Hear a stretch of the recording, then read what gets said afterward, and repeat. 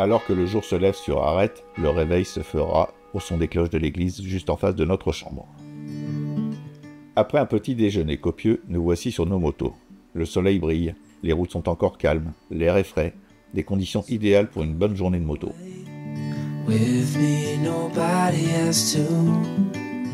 Aujourd'hui, 230 km.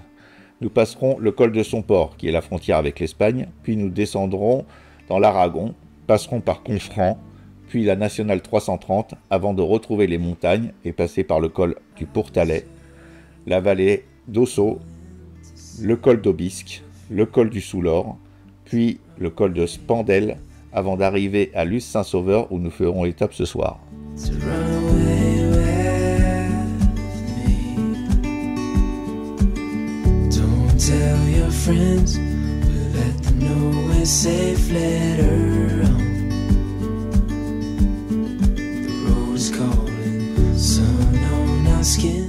Les premiers kilomètres de cette journée sont plutôt faciles, avec des grandes lignes droites et des belles courbes, et qui nous guident à travers des paysages verdoyants vraiment superbes, et ces vues imprenables sur les montagnes environnantes.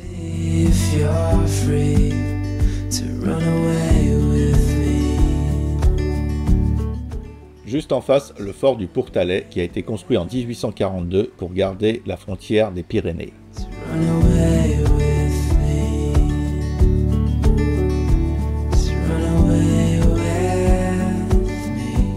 Au loin, nous pouvons encore admirer les sommets enneigés. Nous quittons la nationale 134 pour le Somport. La montée du col est plutôt tranquille. On est à travers les arbres, les rivières, et par moments, une petite fenêtre s'ouvre avec une belle montagne enneigée.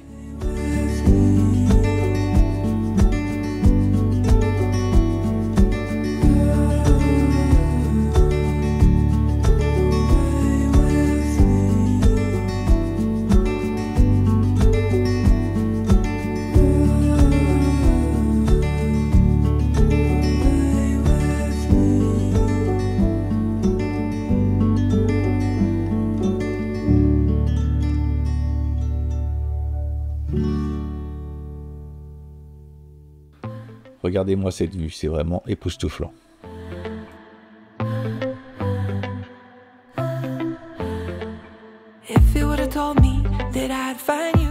Et voilà, nous franchissons le sommet et par la même occasion la frontière. Nous passons du côté espagnol. Je m'arrête dans ce petit café pour prendre un petit cappuccino et admirer les belles vues depuis la terrasse.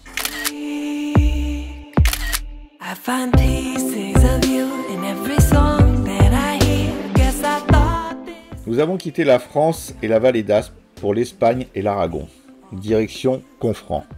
La route est large et elle nous offre de magnifiques panoramas.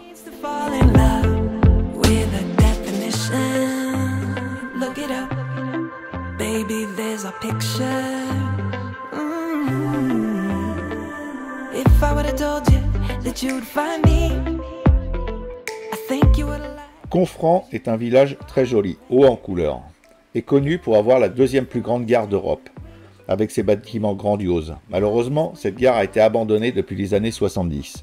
Elle était surnommée le Titanic des Pyrénées. Mais depuis 2023, elle a été transformée en hôtel 5 étoiles.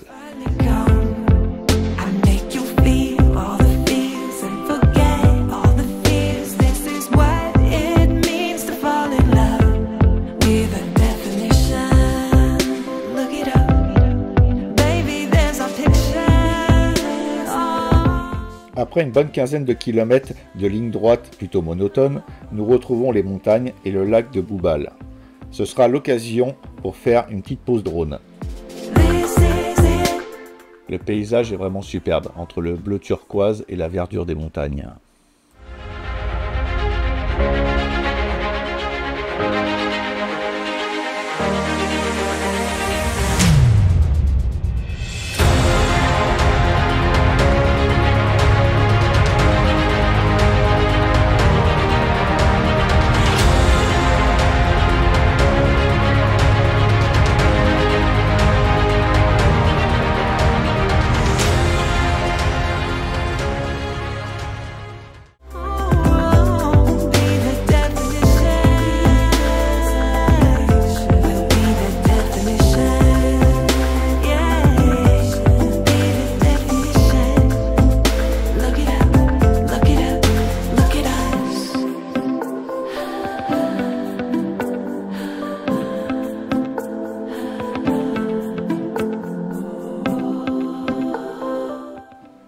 La montée du col du Pourtalais est vraiment sublime, avec des paysages à couper le souffle à chaque virage, et des sommets encore parsemés de neige qui se profilent à l'horizon.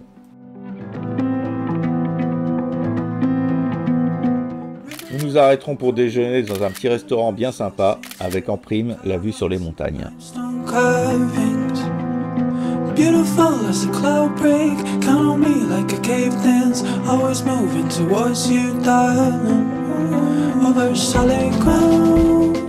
Après notre estomac bien rempli, nous quittons l'Espagne et l'Aragon pour retourner en France dans la vallée d'Ossau.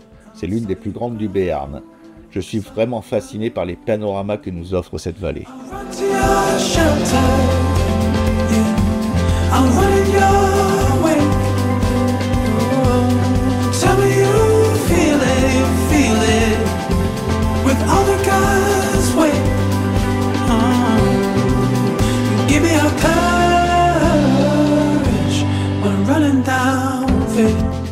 La vallée d'Ossau permet un vaste panel d'activités sportives. Entre les lacs, ses vallées et ses montagnes, elle est le paradis des cyclistes et des randonneurs, mais aussi des motards. Change course from the cold floods. Your name is a rush of blood. Every way that I go, I'll find you. Nothing hurts in the last mile. Over church by the roadside. If you fall, I'll be there beside you. Over solid ground, solid ground. Let me keep your pace. On solid ground. Nous passons devant le lac de Fabrèges, un endroit idyllique pour faire quelques photos souvenirs. C'est dommage, je n'ai pas pu sortir le drone pour cause de vent.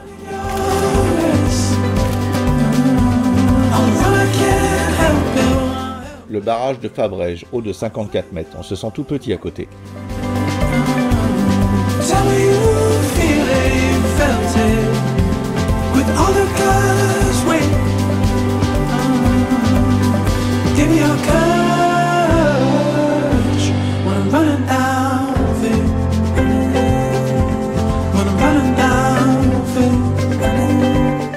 Après avoir emprunté cette vallée verdoyante, nous arrivons sur les routes sinueuses des gorges du Hura. Avec sa rivière en contrebas, c'est vraiment superbe.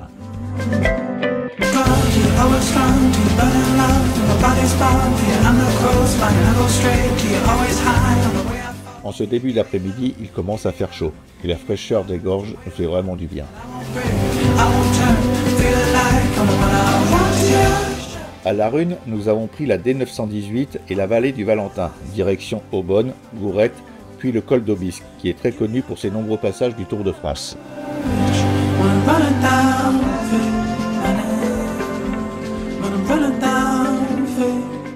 La montée du col commence très fort, avec ses panoramas magnifiques et ses grandes cascades comme celles que l'on voit en contrebas.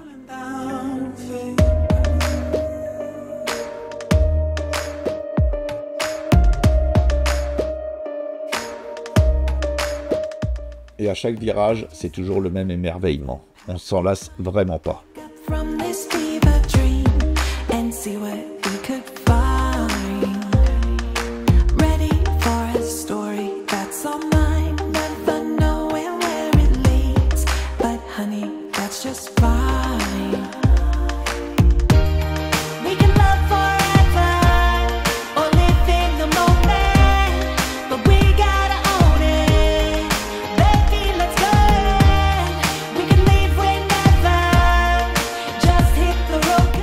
Au sommet, nous nous arrêterons pour une série de photos, car les vues ici sont vraiment de toute beauté.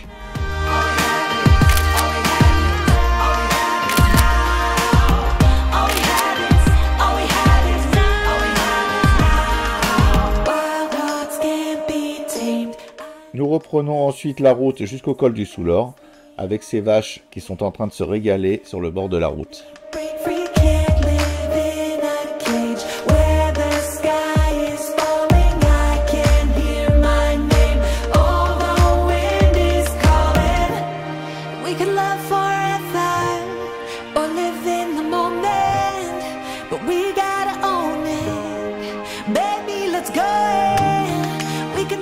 Waouh, mais quelle vue splendide!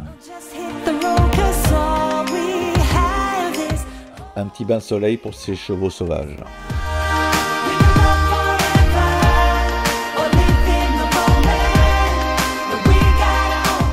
La route qui devait nous mener à Argelès-Gazos a été fermée suite à un éboulement et nous devons emprunter la D926 jusqu'à Ferrières.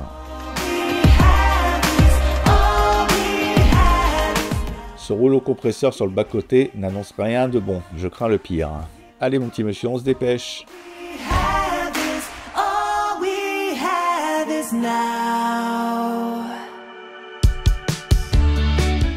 J'avais vu juste, la route vient d'être refaite et franchement, il y a énormément de gravillons.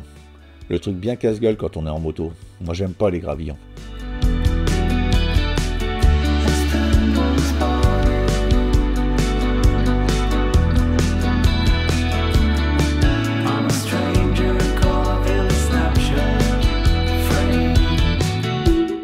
Avec sa route étroite et sinueuse traversant la forêt, le col de Spandelle est moins connu que les précédents.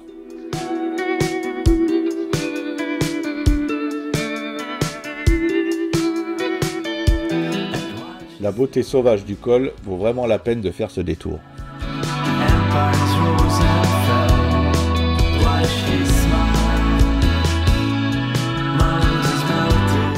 Les virages serrés et la route très étroite n'est pas le terrain favori de ma grosse totonne.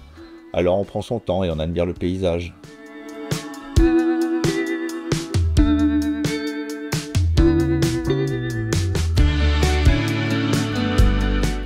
Nous voici au sommet du col de Spandelle où nous allons faire une dernière petite pause. Il commence à faire très chaud.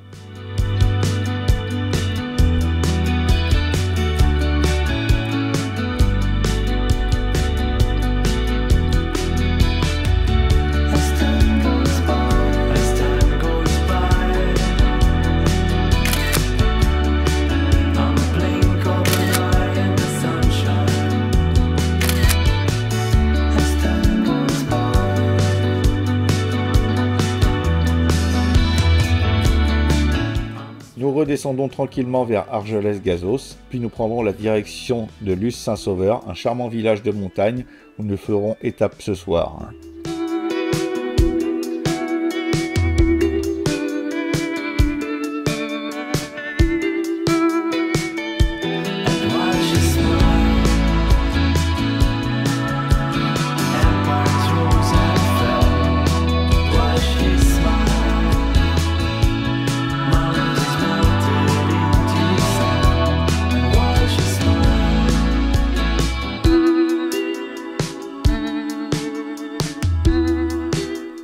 Après une journée aussi sympa, on avait bien mérité un petit remontant.